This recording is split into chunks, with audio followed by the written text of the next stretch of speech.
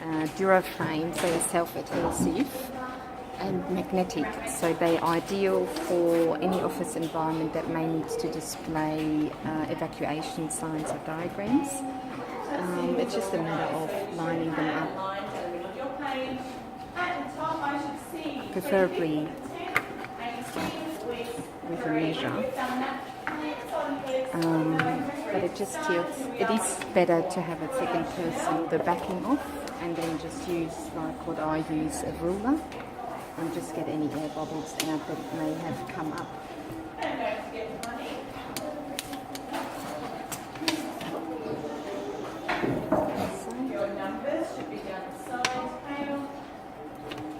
So we're installing them on this surface, which is glass, but we previously have done in other areas where there's no windows, just on the door, and it works just as well.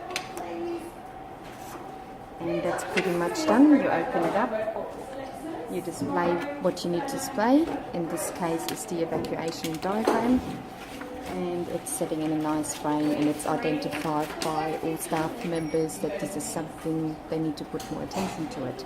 Thanks for watching.